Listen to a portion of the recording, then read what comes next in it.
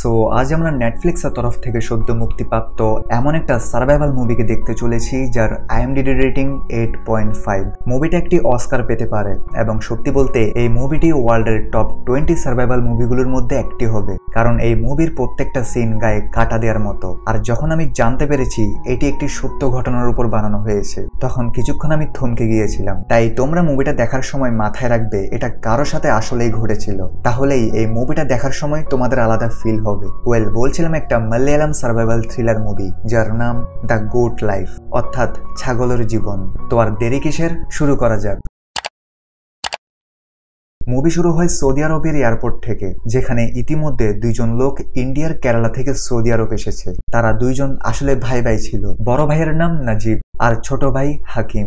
আসলে তারা দুইজন এক এজেন্টের মাধ্যমে একটা কোম্পানিতে চাকরি করার জন্য সৌদি আরব এসেছে। এয়ারপোর্টে পৌঁছার পর তারা দুইজন তাদের এজেন্টকে খুঁজতে থাকে। তারা দেখতে পায় বাকি লোকদের এজেন্ট তাদের নিয়ে চলে যায়, কিন্তু এদের এজেন্ট এখনো আসেনি। তাই কিছুক্ষণ অপেক্ষা করার পর তারা এয়ারপোর্ট স্টাফ থেকে সাহায্য নেয়। তারা স্টাফকে তাদের এজেন্টের নাম্বার দিয়ে তার সাথে কথা বলতে বলে, কিন্তু কেউ ফোন উঠায় না। তাই স্টাফ বলে আজ শুক্রবার, আর শুক্রবার এখানে বন্ধের দিন, আর হতে পারে এটা অফিসের নাম্বার, তাই হয়তো ফোন রিসিভ হচ্ছে না। আপনারা অপেক্ষা করুন, আপনাদের এজেন্ট ট্রাফিকের মধ্যে আছে, হয়তো কিছুক্ষণের মধ্যে এসে যাবে। কিছুক্ষণ পর তারা একজন আরবিক লোককে দেখতে পাই, যাকে আমরা আরবিতে কাফিল জুনিয়র বলবো, যার বাংলা অর্থ মালিক। আর মুভিতেও তাকে কাফিল বলে ডাকা হয়েছে। তো যাই হোক, সেই কাফিল তাদের কাছে এসে ডকুমেন্টগুলো চেক করতে থাকে।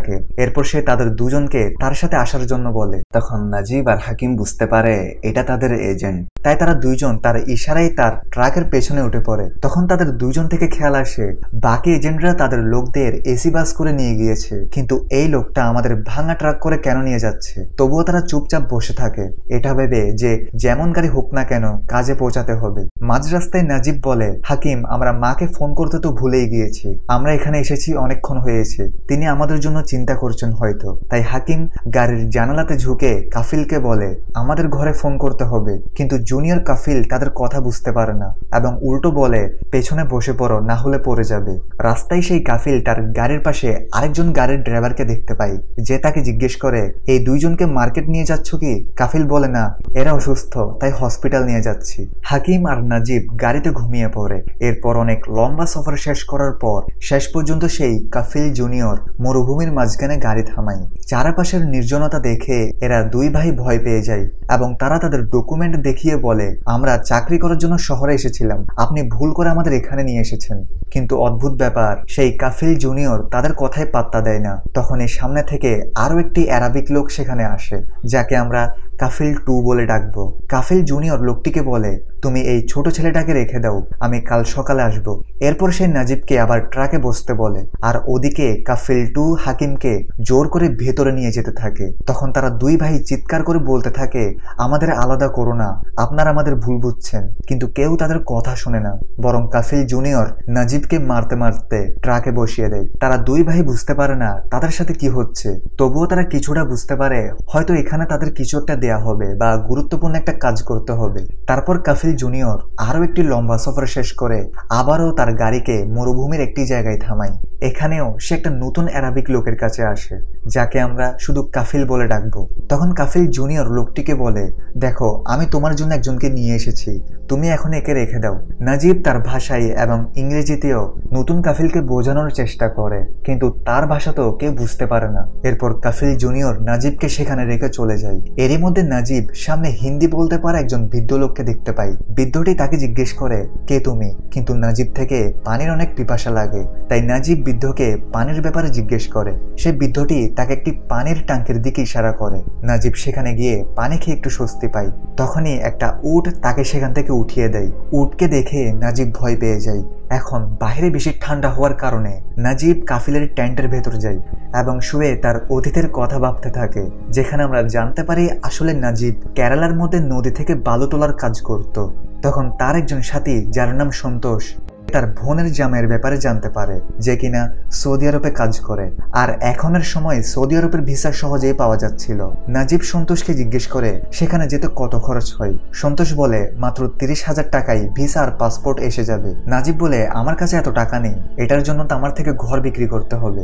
সন্তোষ বলে এটার জন্য ঘর বিক্রি করতে হবে না, তুমি সেটা করো যেটা সবাই করে, তুমি ঘর বন্ধক রেখে টাকা নিয়ে সৌদি আরব চলে যাও, আর সেখানে কাজ করে 3 মাসের মধ্যে ঘর আবার ছাড়াতে পারবে, আর 2 থেকে 3 বছর কাজ করে অনেক টাকা ইনকাম করো, আর দেশে এসে সেটেল হয়ে যাও। নাজিব থেকে তার বন্ধুর কথা সঠিক মনে হয়। সন্তোষ বলে তার মামার এক এজেন্ট আছে, তাকে টাকা জমা দিলে হবে। এর কিছুদিন পর নাজিব তার ঘর বন্ধক রেখে টাকা জোগাড় করে ফেলে, আর তার বন্ধুর মামার কাছে টাকা জমা দিয়ে দেয়। আমরা নাজিবের ফ্যামিলিকে দেখতে পাই, যেখানে তার মা ও স্ত্রী ছিল। তার স্ত্রীর নাম সাইনো।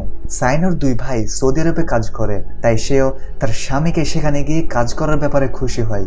নাজিবের মা তার জন্য বিশেষ একটি আচার বানায়, যেটা সে রাস্তায় এবং সেখানে গিয়ে খেতে পারবে। সাইনো আর নাজিবের শুধু একটি স্বপ্ন ছিল, সেটা হচ্ছে তাদের ভাঙাচোরা ঘরকে মেরামত করে একটা ভালো সুন্দর ঘর তৈরি করা। যাই হোক, বর্তমানে হঠাৎই কাফিল নাজিবকে লাথি মেরে সেই জায়গা থেকে উঠিয়ে দেয়, আর বকা দিয়ে বলে চাকর হয়ে তুমি আমার জায়গায় ঘুমাচ্ছ, তোমার এত সাহস হলো কিভাবে, যাও বাইরে গিয়ে ঘুমাও। এটা শুনে নাজিব বলে বাইরে কোথায় ঘুমাবো, আর বাইরে অনেক ঠান্ডা। কিন্তু কাফিল তার কথাই জবাব দেয় না, আর নিজের টেন্টে ঘুমিয়ে পড়ে। এখন সেই রাতে নাজিব কোনো রকমে নিজেকে সামলে নেয়, আর ভালোভাবে ঘুমাতে পারে না। এর পরের দিন নাজিব দেখে সেই বৃদ্ধ লোকটি একটা ছাগলের দুধ দোয়াচ্ছে। নাজিব বৃদ্ধটির নাম জিজ্ঞেস করে, তখন বৃদ্ধ বলে আমার নাম মনে নেই, আমি এখানে অনেক বছর ধরে কাজ করছি। এরপর সে নাজিবকে দুধ দিয়ে কাফিলকে দিয়ে আসার জন্য বলে, কিন্তু নাজিব তার কথা বুঝতে পারে না, আর সে নিজে এসে দুধকে পান করতে থাকে। তাকে দুধ পান করতে দেখে বৃদ্ধ প্রথমে তার থেকে দুধ ছিনিয়ে নেয়, আর বলে গাধা, এটা তোমার জন্য না, বরং সে কাফিলকে দেওয়ার জন্য বলছি। নাজিব তার কথা বুঝতে পারে। এরপর সে আরো দুধ নিয়ে কাফিলকে দেওয়ার জন্য আসে। কাফিল যখন দুধ পান করছিল, তখন নাজিব তাকে বোঝানোর চেষ্টা করে যে সে এখানে ধোঁকা খেয়ে আটকে গিয়েছে, কিন্তু কাফিল তার কথা শোনে না, এবং আরবি ভাষায় তাকে সে বৃদ্ধর কাছে গিয়ে কাজ শেখার জন্য বলতে থাকে। দুপুর বেলায় কাফিল জুনিয়র আবার ফিরে আসে। 2 কাফিল একসঙ্গে কথা বলছিল। তখনই নাজিব আবার সেখানে এসে তার ডকুমেন্ট দেখিয়ে বলতে থাকে যে তারা নাজিবকে ভুল করে এখানে নিয়ে এসেছে, আর তার ভাই কোথায়, তারা কি তাকে কোনো কাজ দিয়েছে। এটা শুনে জুনিয়র কাফিল তার পাসপোর্ট এবং ডকুমেন্টগুলো ছিঁড়ে ফেলে, যেগুলো দেখে নাজিব জোরে জোরে কান্না করতে থাকে। সে বলে আপনি এটা কি করেছেন, আমি এখানে আসার এটাই একমাত্র প্রমাণ ছিল। কিন্তু কাফিলদের এতে কোনো যায় আসে না। এর কিছুক্ষণ পর তারা 2 জন টেন্টের ভেতর গিয়ে অনেক মোটা মোটা রুটি তৈরি করে। তখন কাফিল জুনিয়র তাকে রুটি খাওয়ার জন্য ডাকে। নাজিব রাগ হয়েছিল, কিন্তু পুরো একদিন সে কিছু খায়নি, তাই সে একটা রুটি নিয়ে খাওয়া শুরু করে। কিন্তু সেই রুটি অনেক মোটা এবং শক্ত ছিল, সাথে কোনো সবজিও ছিল না, তাই নাজিব থেকে সেটা পানিতে ডুবিয়ে খেতে হয়। আর এমন অবস্থায় থাকা নাজিবের জন্য সেটা খারাপ স্বপ্ন থেকে কম ছিল না।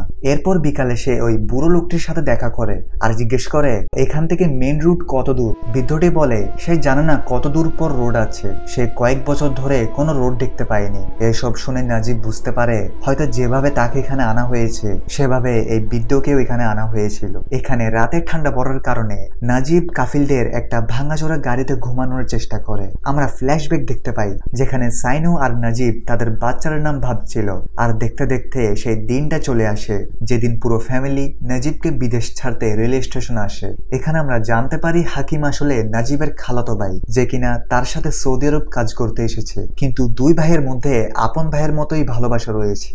এরপর ট্রেন ছেড়ে দেয়, আর নাজিব তার স্ত্রীকে বিদায় জানিয়ে সৌদি আরব চলে আসে। বর্তমানে দেখা যায় সকালবেলা নাজিব পানি নিয়ে ফ্রেশ হচ্ছিল, তখনই জুনিয়র কাফিল তাকে লাথি মেরে গালি দেয় আর পানি নিয়ে চলে যায়, কারণ তারা সেখানে পানির টাকা দিয়ে কিনে, আর সেখানে পানির অনেক দাম ছিল। তখনই বৃদ্ধটি নাজিবকে বালির ব্যবহার করতে বলে, আর এটা শুনে নাজিব থেকে আরো খারাপ লাগে।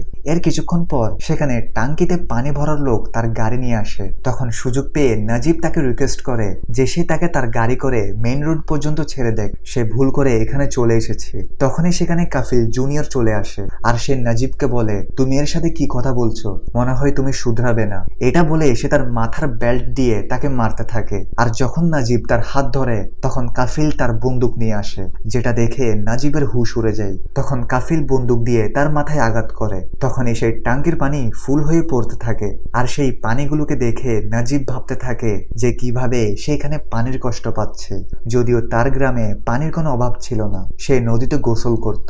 যাই হোক, এর পরের দিন কাফিল নাজিব নাজিবকে ছাগলের দুধ দোয়াতে বলে। নাজিব বলে, আমি দুধ দোয়াতে পারি না। সে বৃদ্ধটি কোথায়? এগুলো তো সে করতো, কিন্তু সেই বৃদ্ধটি সেখানে ছিল না। তাই কাফিলের কথায় নাজিব থেকে বাধ্য হয়ে ছাগলের দুধ দোয়াতে হয়। নাজিব সামনে গিয়ে দুধ দোয়ানোর চেষ্টা করে, কিন্তু তার দ্বারা এটা হয় না। তাই কাফিল নাজিবকে দুধ দোয়ানোর নিয়ম শিখায়। এরপর নাজিব সে কাজকে শিখে যায়। এখন সে বৃদ্ধটি এখনো সেখানে আসেনি, যার ফলে নাজিব থেকে লাগে বৃদ্ধটি এখান থেকে পালিয়ে গিয়েছে বা তাকে কারো কাছে পাঠানো হয়েছে, যার কারণে কাফিলের কথাই এখন থেকে তাকেই সেই ভেড়া ছাগলদের চড়াতে নিয়ে যেতে হয়। একদিন হঠাৎ দুইটি ভেড়া একে অপরের সাথে লড়াই করতে থাকে, যেটা দেখে নাজিব তাদের থামানোর চেষ্টা করে, কিন্তু সেই ভেড়াগুলো উল্টো তাকেই আহত করে দেয়। তখন সেখানে কাফিল জুনিয়র চলে আসে আর সে নাজিবকে কিছু পানি পান করায়। নাজিব তাকে দেখে বলে যে তার দ্বারা এগুলো হবে না। সে তাকে হসপিটালের রাস্তা দেখিয়ে দিতে বলে, কারণ সে আহত হয়েছে। কিন্তু কাফিল জুনিয়র তাকে চুপচাপ কাজ করতে বলে। এভাবে সময় যেতে যেতে কয়েক মাস হয়ে যায়। নাজিব থেকে এখন প্রতিদিন সব ভেড়া ছাগলদের চড়াতে হয়, কারণ সেই বৃদ্ধকে পাওয়া যাচ্ছিল না। প্রথম দিন থেকে এখনো নাজিব গোসল করেনি, আর করবেই বা কিভাবে? তাকে তো ভালোভাবে পানি দেওয়া হচ্ছিল না। একদিন গাড়ির আয়নায় সে তার চেহারা দেখতে থাকে, তখন সে নিজেকে চিনতে পারে না। তার চুল দাড়ির অবস্থা দেখে সে অবাক হয়ে যায়। এছাড়াও সে আগে থেকে অনেক দুর্বল হয়ে গিয়েছে এবং রোদে থাকতে থাকতে কালো হয়ে গিয়েছে। এরপর বেচারা নাজিব একটা কাচের টুকরো নিয়ে তার দাড়ি কাটার চেষ্টা করে, কিন্তু তার দ্বারা এটা হয় না। হার মেনে বেচারা প্রথমবার মাকে মনে করে কান্না করতে থাকে আর নিজের জীবনকে শেষ করার কথা ভেবে একটা উঁচু জায়গায় চলে যায়। তখনই তার নজর নিচে পড়ে, যেখানে কিছু শকুন কোন একটা জিনিসকে খাচ্ছিল। নাজিব নিচে গিয়ে বুঝতে পারে সেখানে একটা লাশ পড়েছিল, কিন্তু লাশটাকে চেনা যাচ্ছিল না। কিন্তু মন দিয়ে দেখার পর নাজিব বুঝতে পারে এটা তো সেই বৃদ্ধটির লাশ, যাকে কিনা অনেকদিন ধরে পাওয়া যাচ্ছিল না। এখানে হয়তো সে নিজেকে শেষ করে দিয়েছে, কারণ সেগুলো সহ্য করতে পারছিল না, বা হয়তো কাফিল তাকে গুলি করে দিয়েছে, কারণ সে এখন কোনো কাজের ছিল না। নাজিব সেখানের শকুনগুলোকে তাড়ানোর চেষ্টা করে, কিন্তু উল্টো শকুনগুলো তাকে হামলা করে দেয়, যার পরে সে দুঃখী মন নিয়ে সেখান থেকে চলে আসে। এখন তার মন থেকে নিজেকে শেষ করার চিন্তা চলে যায়। এরই মধ্যে সে তার মায়ের বানানো আচারগুলোর ঘ্রাণ নিতে থাকে, যার ফলে তার থেকে তার গ্রামের কথা মনে পড়ে। আর সে এখন ডিসাইড করে যে যেই করে হোক সে তার স্ত্রীর বাচ্চার জন্য এখান থেকে পালাবে। এই জন্য এর পরের দিন নাজিব ভেড়াদের চড়ানোর অজুহাতে কিছুটা দূরে চলে যায় এবং সেখান থেকে পালাতে শুরু করে। কিন্তু ততক্ষণে জুনিয়র কাফিল তাকে দেখে ফেলে এবং সে দ্রুত তার উট নিয়ে তার পিছু করে আর গুলি চালিয়ে তাকে থামানোর চেষ্টা করে। এখন নাজিব আগে থেকেই দুর্বল হয়ে আছে, তাই সে একসময় পড়ে যায় আর জুনিয়র কাফিল তাকে ধরে ফেলে। এখন সামনে থেকে যেন নাজিব না পালায়, তাই কাফিল জুনিয়র তার বন্দুকের বাট দিয়ে তার পা ভেঙে দেয়। এরপর তাকে ভেড়া ছাগলদের জায়গায় বেঁধে দেয়। রাতে যখন তার পিপাসা লাগে তখন তার থেকে না চাইতেও ভেড়া ছাগলদের পানিগুলো পান করতে হয়। এখন সময় যেতে যেতে বছর খানিক হয়ে যায় আর নাজিব থেকে ধীরে ধীরে এখানে থাকার অভ্যাস হয়ে যায়। এখন পালানো তো দূরের কথা, সে এখন তার পরিবারের কাছে ফিরে যাওয়ার আশা ছেড়ে দিয়েছে, কারণ যতদূর চোখ যায় শুধু মরুভূমি দেখা যায়। সে জানে সেখান থেকে বের হতে পারবে না। এছাড়াও তার পা ভাঙার কারণে তার থেকে এখন লাঠির মাধ্যমে চলাচল করতে হয়। একদিন যখন সে ভেড়াদের চড়াচ্ছিল তখন আকাশে কালো মেঘ ছেয়ে যায় আর কিছুক্ষণ পর শিলাবৃষ্টি শুরু হয়। এটা দেখে নাজিব সব ভেড়া ছাগলদের নিয়ে একটা পাহাড়ের নিচে চলে যায়। তখনই হঠাৎ নাজিব সেই পাহাড়ের গুহার ভেতর থেকে কিছু গানের সুর শুনতে পায়। তাই নাজিব ধীরে ধীরে সেই গুহার ভেতর গিয়ে পাহাড়টির অপর সাইডে পৌঁছে যায়। সেখানে পৌঁছাতেই সে সামনে একজন মানুষকে দেখতে পায়। মানুষটি তার কাছে আসলে সে বুঝতে পারে এটা আর কেউ নয় বরং তার ভাই হাকিম, যার অবস্থা অনেকটা নাজিবের মতো হয়ে গিয়েছে, কারণ সেও ওই কাফিল 2 এর কাছে বন্দী ছিল। তারা একে অপরকে জড়িয়ে ধরে কাঁদতে থাকে। না জানি কত মাস বা কত বছর পর তারা একে অপরকে দেখেছে। হাকিম নাজিবকে বলে যে তারা এখন এখান থেকে পালাবে। নাজিব বলে এটা সম্ভব না, সে আগে থেকে অনেক চেষ্টা করেছে আর এখন তো কাফিল তার পা ভেঙে দিয়েছে। হাকিম তার কথা শুনে ইমোশনাল হয়ে যায়। কিছুক্ষণ পর দূরের একটি জায়গা দিয়ে হাকিমের কাফিল আসছিল, তাই হাকিম নাজিবকে বলে আমার থেকে যেতে হবে ভাইয়া, আমরা আবার দেখা করব। কিছুদিন পর যখন নাজিব উটদের চড়াচ্ছিল তখন কিছুটা দূরে হাকিম তাকে ইশারা দেয় এবং সে নাজিবের জন্য সেই জায়গায় একটি কাগজ রেখে চলে যায়। নাজিব বেচারা ল্যাংড়াতে ল্যাংড়াতে সেখানে যায় আর সেই কাগজের লেখাগুলো পড়তে শুরু করে, যেখানে হাকিম লিখেছে যে হাকিমকে এখানে পাশের একটি কাফিলের কাছে পাঠানো হয়েছে আর তার সাথে ইব্রাহিম নামের এক আফ্রিকান লোকও থাকে, যে কিনা এখানে আগে থেকে কাজ করছিল। সে এখানের সব রাস্তা জেনে গিয়েছে, তাই হাকিম ইব্রাহিমের সাথে কথা বলে তাকে সব বুঝিয়েছে, যার ফলে ইব্রাহিম সহ তারা এখান থেকে পালাতে পারবে। এর পরের দিন সুযোগ পেয়ে তারা তিনজন একটি জায়গায় দেখা করে। এখানে আমরা দেখতে পাই ভালো করে খাবার না খাওয়ার কারণে নাজিবের গলা থেকে আওয়াজ আসছিল না, সে অনেক ধীরে ধীরে কথা বলছিল। ইব্রাহিম বলে কিছুদিন পর বড় কাফিলের মেয়ের বিয়ে, তাই সব কাফিলরা সেখানে যাবে, তাই সেদিন তারা সুযোগ বুঝে এখান থেকে পালাবে। আর এভাবে ইব্রাহিম তার প্ল্যান সবাইকে বলে। এখন কিছুদিন পর সে দিনটা এসে যায় এবং কাফিলরা তাদের ভেড়া ছাগলদের জন্য ঘাস নিয়ে আসে। এরপর সব কাফিলরা গাড়ি করে শহরের দিকে চলে যায়। সবাই যাওয়ার পর নাজিব তার সব কাপড় খুলে সেই টাঙ্কির পানি দিয়ে গোসল করতে থাকে, কারণ সে যখন থেকে এখানে এসেছিল তখন থেকে সে গোসল করেনি বললেই চলে। এতদিন পর গোসল করে সে খুব খুশি হয়ে যায়। এরপর নাজিব তার পুরনো কাপড়গুলো পরে নেয়, অর্থাৎ শার্ট প্যান্টগুলো যেটা পরে সে এখানে এসেছিল। কিন্তু এখানে থাকতে থাকতে তার শরীর অনেক শুকিয়ে গিয়েছে, তাই প্যান্টিও তার থেকে এখন ফিট হচ্ছিল না। তাই নাজিব থেকে এখন একটা রশি দিয়ে সেটা বাঁধতে হয়। এরপর সে এখানের উট ভেড়া ছাগলদের খাবার পানি দিয়ে বিদায় বলে দেয়, আর তাদের দেখে সে অনেক ইমোশনাল হয়ে যায়। যাই হোক, এরপর তারা তিনজন সেখান থেকে বেরিয়ে পড়ে। রাত হলে তাদের সবার পানির পিপাসা লাগে। ভাগ্যক্রমে তারা সেখানে কাফিলের টেন্ট দেখতে পায়, তাই ইব্রাহিম সেখানে গিয়ে লুকিয়ে পানি নেওয়ার চেষ্টা করে, কিন্তু সেখানের কাফিল তাদের দেখে তাদের উপর গুলি চালাতে শুরু করে। এখন তারা তিনজন প্রাণ হাতে নিয়ে দৌড়াচ্ছিল, আর পুরো রাত তারা পালাতে থাকে। সকাল হলে যখন তাদের ঘুম ভাঙে তখন তারা দেখে চারিদিকে মরুভূমির বালি ছাড়া কিছু দেখা যাচ্ছে না। এখানে রাতে পালানোর চক্করে ইব্রাহিম এখন রাস্তা চিনতে পারছিল না, কিন্তু তবুও তারা তাদের যাত্রা কন্টিনিউ করতে থাকে। কিছু দূর যাওয়ার পর হাকিম দেখতে পায় কিছুটা দূরে একটা উট পানি খাচ্ছে, তাই হাকিম সেদিকে দৌড় মারে। কিন্তু ইব্রাহিম হাকিমকে বোঝাতে থাকে যে সেখানে কোনো পানি নেই, এটা শুধু চোখের ধোঁকা। কিন্তু হাকিম শোনে না এবং সে দৌড়ে সে স্থানে পৌঁছার পর বুঝতে পারে আসলে সেখানে একটা মৃত উট পড়েছিল, আর সত্যি সেখানে কোনো পানি ছিল না। তো আরো কিছু পথ চলার পর ইব্রাহিমরা একটি জায়গায় নামাজ আদায় করে। তখনই সেখানের মাটি থেকে অনেক সাহারান হন্ট ভাইপার বের হতে থাকে, যেটা পৃথিবীর সবচেয়ে বিষাক্ত সাপগুলোর মধ্যে একটি। ইব্রাহিম আর হাকিম কোনো মতে সেখান থেকে সরে পড়ে, কিন্তু নাজিব সেখানে ফেসে যায়। তখনই ইব্রাহিম তাকে এক জায়গায় দাঁড়িয়ে থাকতে বলে। নাজিব চেষ্টা তো করছিল, কিন্তু সে অনেক ভয় পেতে থাকে, কিন্তু ভাগ্যক্রমে সে বেঁচে যায় আর সব ভাইপারগুলো সেখান থেকে চলে যায়। কিন্তু নাজিব এখন বুঝতে পারে কাল রাতে পালাবার সময় তার জুতাগুলো কোথাও পড়ে গিয়েছে, যার ফলে গরমে তার পায়ে অনেক ফোসকা পড়ে গিয়েছে। তার জ্যাকেট ছেড়ে তার পায়ে বেঁধে দেয়। তারপর তারা আবার যাত্রা শুরু করে। তারা কয়েক ঘন্টা ধরে চলতে থাকে, কিন্তু কোনো দিকে এক ফোঁটা পানি নেই। মাঝ রাস্তায় হাকিমের শরীর বেশি খারাপ হয়ে যায়, তার থেকে দ্রুত পানি পান করতে হবে। তখনই ইব্রাহিম তার ঘাম হাকিমকে পান করাতে থাকে, কিন্তু এরই মধ্যে হাকিম আবার তার ব্রেনের কন্ট্রোল হারিয়ে ফেলে। হাকিম দেখে তার সামনে অনেক বড় বড় বিল্ডিং আর খাবার পানি পড়েছিল। হাকিম পুরো শক্তি নিয়ে এক দৌড় দেয় আর সেখানে গিয়ে লুটিয়ে পড়ে খাবার খেতে থাকে, কিন্তু আমরা দেখতে পাই সে বালি খাচ্ছিল। আর যখন ইব্রাহিম আর নাজিব তাকে আটকানোর চেষ্টা করে তখনই হাকিম নাজিবের গলা চিপে ধরে। এরপর আবার দৌড়াতে শুরু করে, কিন্তু হঠাৎই বালি খাওয়ার কারণে তার থেকে রক্তবমি হয় আর হাকিম সেখানেই মারা যায়, যেটা দেখে নাজিবের অবস্থা খারাপ হয়ে যায়। সে কান্না করতে থাকে, সেও এখন আশা হারিয়ে ফেলেছে। ইব্রাহিম তাকে সামলায়, কিন্তু তখন সেখানে ধূলি ঝড় এসে যায় আর অনেক কষ্ট করে তারা সেই ঝড় থেকে বেঁচে যায়। কিন্তু সেই ধূলি ঝড়ের কারণে হাকিমের বডি কোথাও বালির নিচে চাপা পড়ে যায়। এখন না চাইতেও নাজিব হাকিমের বডিকে খোঁজা ছাড়াই তাদের যাত্রা আবার শুরু করে, কিন্তু এই উত্তপ্ত মরুভূমিতে তাদের শরীরের পানি সব শুকিয়ে যায়। তাদের অবস্থা এখন প্রচন্ড খারাপ হতে থাকে। ইব্রাহিমও এখন ধীরে ধীরে শক্তি হারিয়ে ফেলেছে। এভাবে অনেকটা পথ চলার পর একটি সময় ইব্রাহিম একটা টিকটিকি দেখতে পায়, যেটা দেখে সে বুঝতে পারে হয়তো আশেপাশে কোনো পানি আছে। আর একটু খোঁজাখুঁজি করার পর তারা অবশেষে পানির একটি ছোট পুকুর পেয়ে যায়, যেটা দেখে নাজিব সেই পানির দিকে দৌড় মারে, কিন্তু ইব্রাহিম তাকে আটকিয়ে ফেলে, কারণ ইব্রাহিম বলে এই পানিগুলো বিষাক্ত হতে পারে। তাই ইব্রাহিম একটা কাপড় ভিজিয়ে তাদের পিপাসা মেটাতে থাকে। সেই জায়গায় ইব্রাহিম একটা কাচের বোতল পায়, যেটা দিয়ে ইব্রাহিম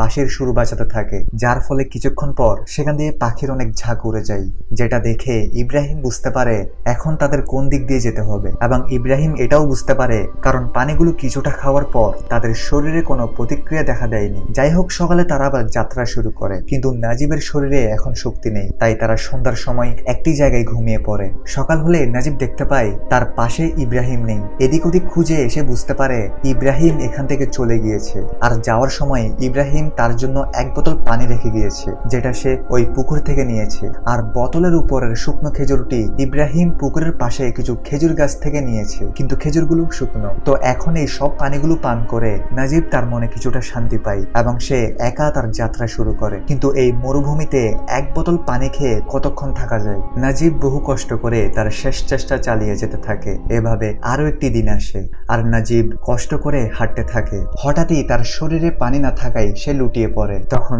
তার হাতের বোতলটিও পড়ে যায় আর সেই বোতলটা গড়িয়ে গড়িয়ে একটা শক্ত জিনিসের উপর এসে পৌঁছায়। যে হ্যাঁ, অবশেষে সে মেইন রোডে পৌঁছে গিয়েছে। যেটা দেখে তার থেকে হঠাৎ এক ধরনের শক্তি এসে যায়, এখান থেকে তার প্রাণ বাঁচতে পারে। সে প্রথমে একটা ট্রাক ড্রাইভার থেকে সাহায্য নেওয়ার চেষ্টা করে, কিন্তু ড্রাইভার তার সাহায্য করে না। 1 ঘন্টা পর সেখানে একটি রোলস রয়েস গাড়ি থামে। কার থেকে একজন আরাবিক লোক বের হয়ে নাজিবকে গাড়িতে বসিয়ে পানি দেয় আর তাকে শহর পর্যন্ত ড্রপ করে দেয়। নাজিব এতে প্রচন্ড খুশি হয়ে যায় আর সে শহরের এদিক ওদিক ঘোরার পর ভাগ্যক্রমে তার সাথে কুঞ্জিকা নামের এক লোকের সাথে দেখা হয়, যে কিনা নিজেও মালয়ালাম। তার থেকে সৌদিতে নিজের হোটেল রয়েছে।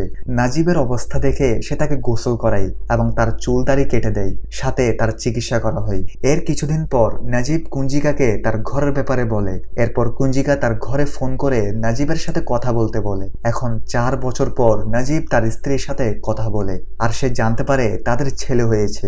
মানে চিন্তা করো, যে মানুষটা ঘরের ফেরার আশা ছেড়ে দিয়েছিল এবং নিজেকে শেষ করার চিন্তা করেছিল, সে আজ তার স্ত্রীর কথা শুনতে পারছে এবং ছেলে হয়েছে এটাও জানতে পারে। যাই হোক, তাকে পুলিশের হেফাজতে দেওয়া হয়। এখন তার কাছে যেহেতু কোনো ডকুমেন্ট ছিল না, তাই এমন লোকদের সৌদি আরবের সরকার তাদের দেশে পাঠিয়ে দেয়। এভাবে নাজিবের দেশে ফেরার সব প্রস্তুতি হয়ে যায়।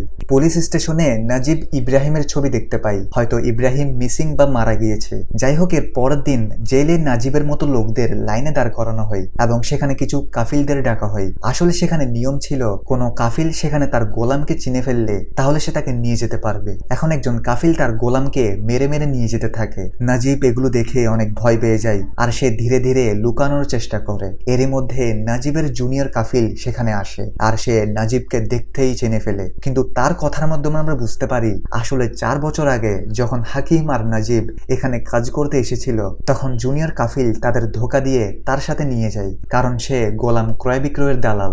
অর্থাৎ হাকিম আর নাজিব লিগালি এখানে এসেছিল। হয়তো সেদিন শুক্রবার হওয়ার কারণে তার কোম্পানির লোক পরের দিন তাদের নিতে এসেছিল, কিন্তু ততক্ষণে কাফিল জুনিয়র তাদের ধোকা দিয়ে তার সাথে নিয়ে যায়, কারণ তাদের ল্যাঙ্গুয়েজ প্রবলেম ছিল এবং তারা তখন কিছু বুঝতে পারছিল না। যেহেতু নাজিব তার অফিসিয়াল গোলাম নয়, তাই এই আইনটি নাজিবের উপর প্রযোজ্য হবে না। আর এখন কাফিল জুনিয়র বুঝতে পারে সে খারাপ করেছে, তাই সে সেখান থেকে চলে যায়। অর্থাৎ বুঝতে পারছো, 4 বছর এরা কোনো দোষ করা ছাড়া তাদের গোলাম হয়েছিল আর বেচারা হাকিম তো কোনো কারণ ছাড়াই মারা গিয়েছে। এখানে ইব্রাহিম হয়তো অফিসিয়াল গোলাম ছিল, যেও সেখান থেকে পালাতে চেয়েছিল। এখন 3 মাস নাজিবকে জেলে রেখে একদিন সব ইমিগ্রেন্টের সাথে তাকে ইন্ডিয়া পাঠিয়ে দেওয়া হয় আর মুভি এখানেই শেষ হয়। মুভি শেষ হলেও অনেকে হয়তো ভুলে গিয়েছো এটা একটা সত্য ঘটনা। তো ভিডিওটা ভালো লাগলে লাইক করে দাও আর এমন ইন্টারেস্টিং ভিডিও পেতে চাইলে চ্যানেলকে সাবস্ক্রাইব করে রাখতে পারো। Thank you so much.